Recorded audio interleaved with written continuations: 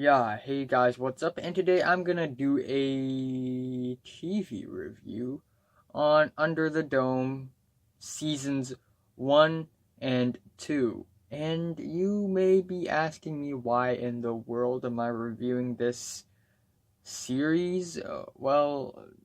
Under the Dome is actually one of the first few TV shows that I had watched when I was when I was younger. And it was like 4 years ago when I watched it, so, I didn't write a proper review episode by episode, but I have watched seasons 1 and 2, and I didn't bother to watch season 3. Yeah, and when I watched this TV show, I hadn't known about shows like Breaking Bad, Game of Thrones, Walking Dead, Lost, The Wire, Sopranos, The Office, the list goes on.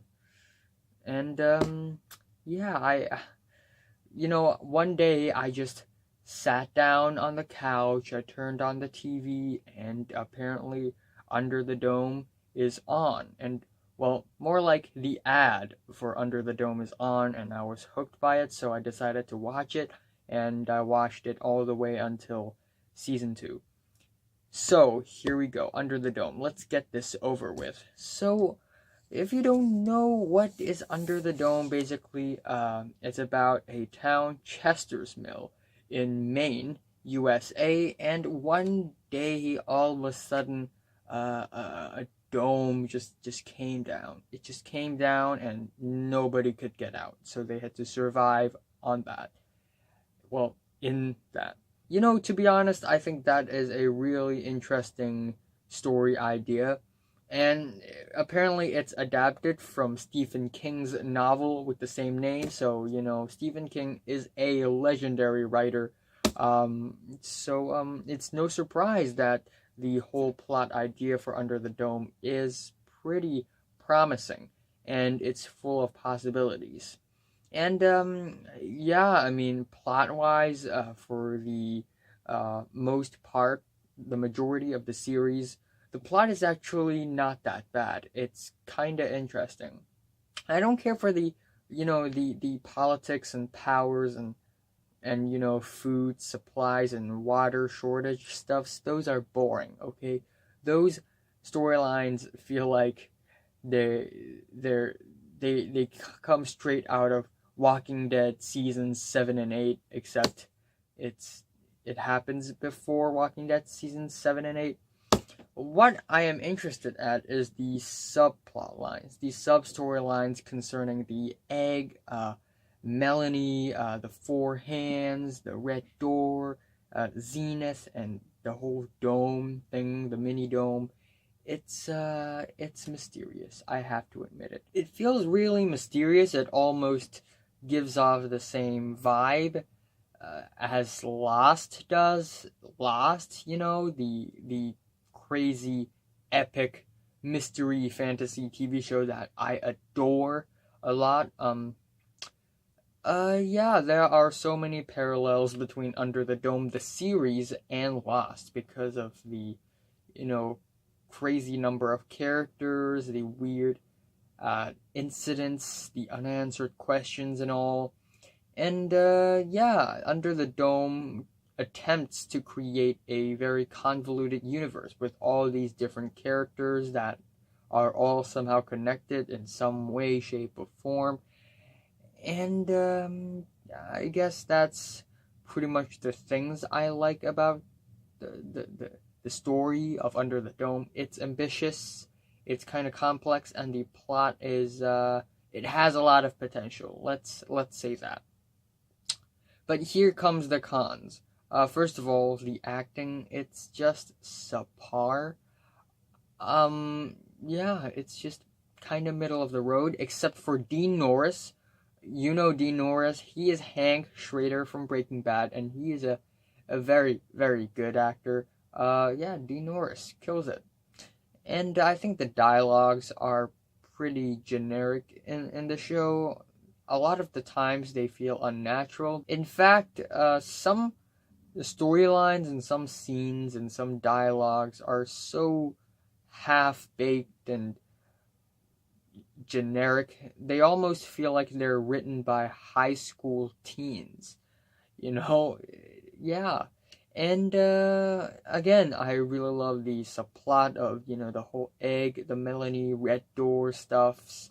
They are interesting, but they never expanded on that enough. I feel like while on Lost, it's not as crazy or as eccentric as the story of Under the Dome, but yet Lost is way more consistent. It's way more interesting because Under the Dome, you're literally stuck inside a dome, and all the problems, well, pretty much most of the problems the characters encountered under the dome are related to, water shortage, food shortage, electricity outage, medication outage, guns, and power issues and all, and love, so yeah, it's no way it's as ominous or as uncertain as Lost, but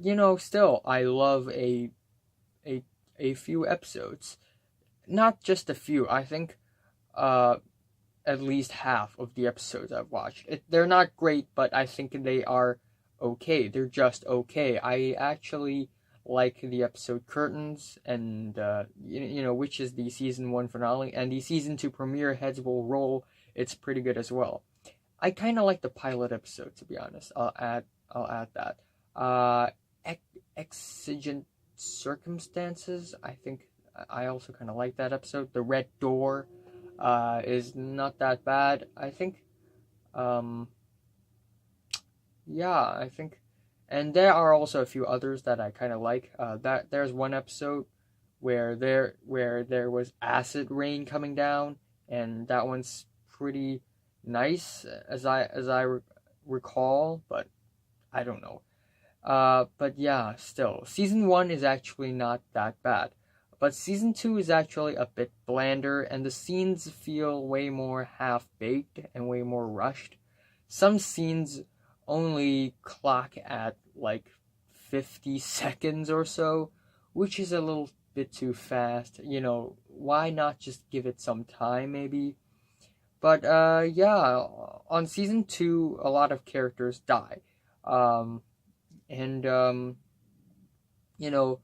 all pretty much a majority of the character deaths aren't all that impactful because the characters aren't all that interesting or rootable to begin with, so meh. But still, there are so much potential lying within the plot. It's the characters that are just kinda cliche, kinda generic. Barbie is this handsome guy who has like a troubling past, pretty cliche. We got Julia, which is this sidekick to Barbie. Again, I don't want to compare the show to Lost too much, but basically Barbie is Jack and Julia is like Kate. It's just, I feel like there's a lot of rip-off action going on. But yeah, I suddenly remembered one of the storylines are about a tunnel connecting from the dome to outside. I think that's a pretty cool storyline. But anyway, yeah, I'm saying Under the Dome seasons 1 and 2, and might as well 3. Meh, and I am kind of feeling a 7 for season 1 and a 6 for season 2. And yeah, have you watched Under the Dome seasons 1 to 2 and maybe 3 from 1 to 10? How much did you rate it? Like if you like it, and hate if you hate it, and subscribe if you want more.